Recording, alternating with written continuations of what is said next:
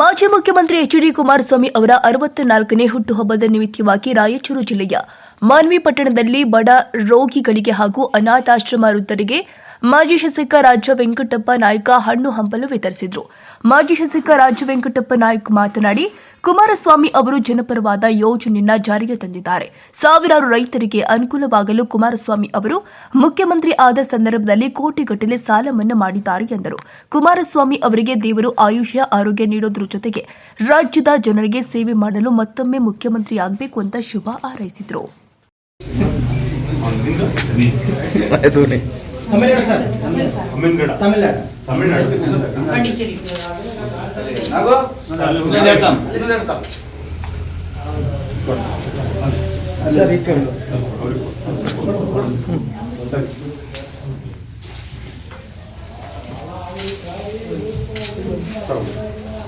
Sir ನಿಂದ ಅಷ್ಟೇ ಒಂದು ನಿಮಿಷ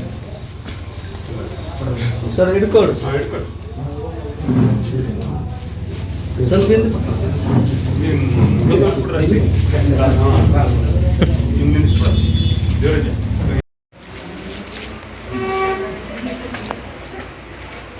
ಆ ಕಡೆ ನೋಡಿ ಸಿಸ್ಟರ್ಸ್ ಫೋಟೋ ಸಿಸ್ಟರ್ಸ್ ಚೆನ್ನಾಗಿ ಬರ್ಬೋದು ಅವ್ರಿಗೆ ಜಾಸ್ತಿ ಕಡಿಮೆ ರೈಟ್ ಬತ್ತಾಯಿ ಸರ್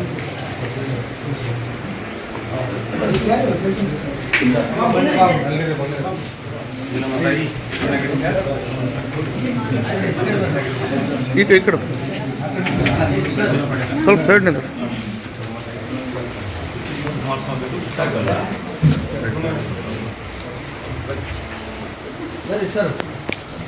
ನೋಡ್ರಿ ಬರೀ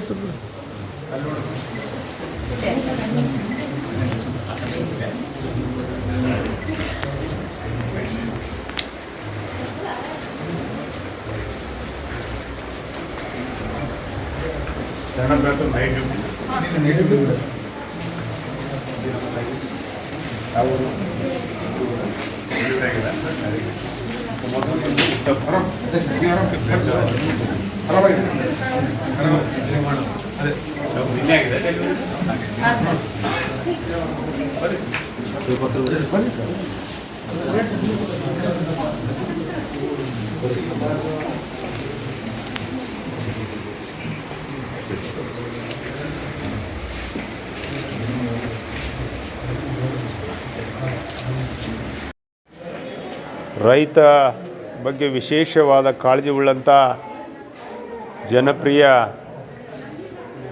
ಮಾಜಿ ಮುಖ್ಯಮಂತ್ರಿಗಳಾಗಿರ್ತಕ್ಕಂಥ ಸನ್ಮಾನ್ಯ ಎಚ್.ಡಿ. ಕುಮಾರಸ್ವಾಮಿ ಅವರ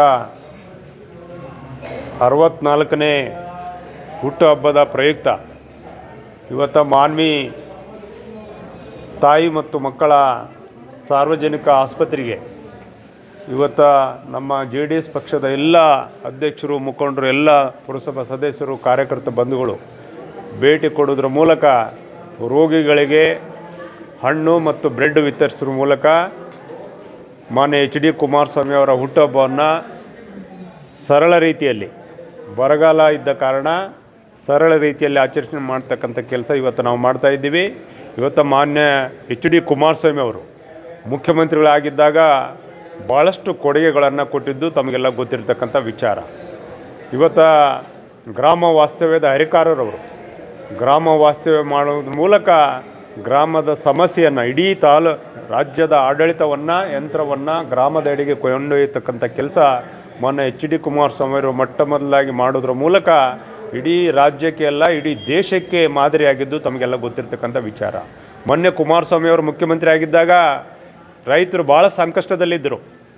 25,000 ಕೋಟಿ ಸಾಲ ಮನ್ನಾ ಮಾಡಿದ್ದು ತಮಗೆಲ್ಲ ಗೊತ್ತಿರತಕ್ಕಂಥ ವಿಚಾರ. ಒಬ್ಬ ರೈತರದ್ದು 50,000, ಲಕ್ಷ, 1.5 ಲಕ್ಷ, 2 ಲಕ್ಷದವರೆಗೂ ಸಾಲ ಮನ್ನಾ ಆಗಿದ್ದು ತಮಗೆಲ್ಲ ಗೊತ್ತಿರತಕ್ಕಂಥ ವಿಚಾರ.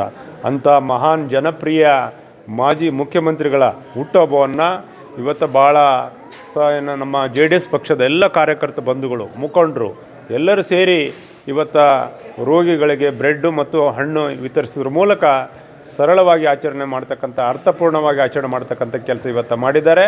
ಎಲ್ಲ ನನ್ನ JDS ಪಕ್ಷದ ಕಾರ್ಯಕರ್ತ ಬಂಧುಗಳಿಗೆ ಹೃದಯಪೂರ್ವಕ ಅಭಿನಂದನೆಗಳನ್ನು ಸಲ್ಲಿಸಿ ಮಾನ್ಯ ಎಚ್.ಡಿ. ಕುಮಾರಸ್ವಾಮಿ ಅವರಿಗೆ ಮತ್ತೊಮ್ಮೆ ಹುಟ್ಟುಹಬ್ಬದ ಹಾರ್ದಿಕ ಶುಭಾಶಯಗಳನ್ನು ಸಲ್ಲಿಸಿ ನನ್ನ ಮಾತುಗಳನ್ನು ಮುಗಿಸ್ತೇನೆ. ಜೈ ಹಿಂದ್, ಜೈ ಕರ್ನಾಟಕ ಮಾತೆ.